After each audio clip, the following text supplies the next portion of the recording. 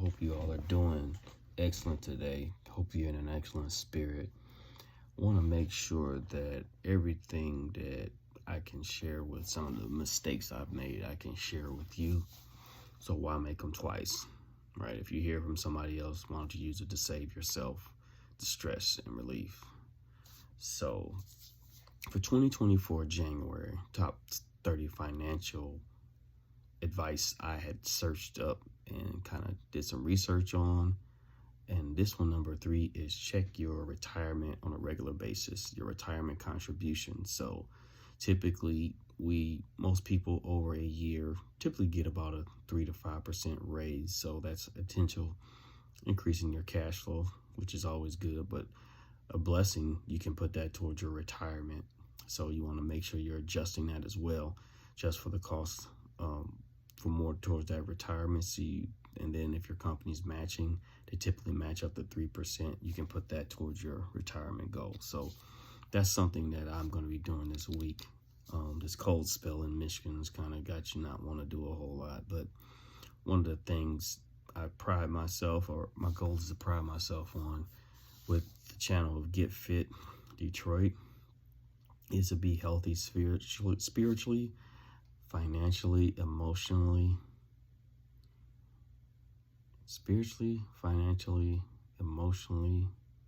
and physically. And sometimes you can't get it all done in one day. And so I can remember Tony Robbins saying once, most people underestimate what they can do in a lifetime and overestimate what they can do in a day or a week. And so over the years, I've been kicking myself the last couple of years toward the end of the year. And I get this heap of energy and these goals, and then I don't accomplish them. And then this year I felt God telling me, like, well, why don't you just set some goals? Because I'm not a resolution person. Set some and then track where they are. And then even if it's a lot, pick one and just stick with it. Because I'm always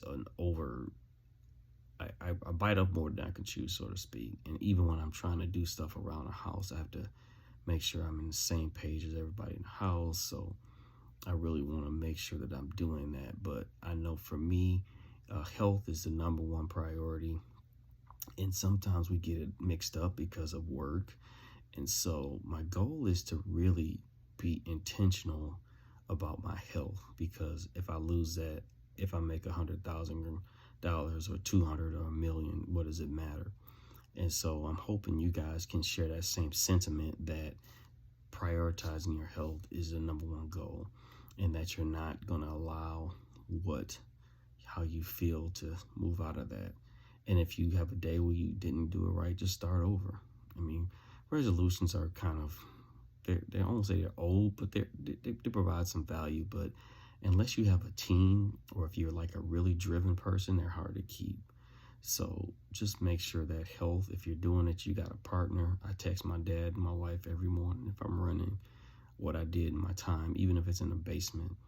And they're not checking and asking me, but it's just a habit I've gotten into. So that physically, in terms of one of the goals, and then emotionally, or spiritually, I should say, just checking in on how I'm doing emotional wise, and if I'm in the right space, if I'm just kind of being pushy and just not assuming that everybody's running at my pace, and understanding that it's a growth process, because God at one point was slow with me, or dealt with me when I would just be doing immature and stupid stuff. And he didn't take my family away, my wife, none of that stuff.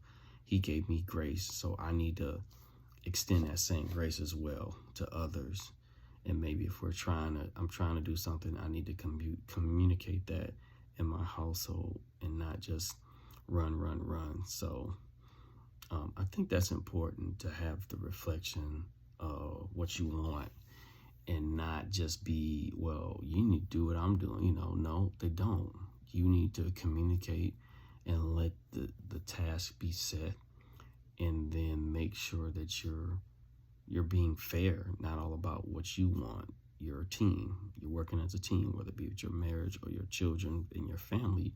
You're a team. Maybe not your child. You're kind of more telling them, but at least letting them give their 2 cents.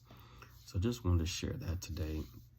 I pray that you guys get this message and it's in the way of love and what it can do to benefit you, and not just about me, because the thing that I feel God is leading me is to share what's going well and what has not. The failure stuff, because you look on the outside of sometimes with people and you see everything's perfect and it's not, and you have to see. I just feel like that'll be helpful, because we all feel like we get in a slump and we have nowhere to go, and we're the only ones who are dealing with our issues, whether it be stress, sickness, disease, loss of loved one, depression, suicidal thoughts, addiction, whatever it is. You're not. There's a ton of people, they just don't want to share it. So make sure that you talk to God and just wait for him to listen, or for him to respond. Be blessed. Have a great day.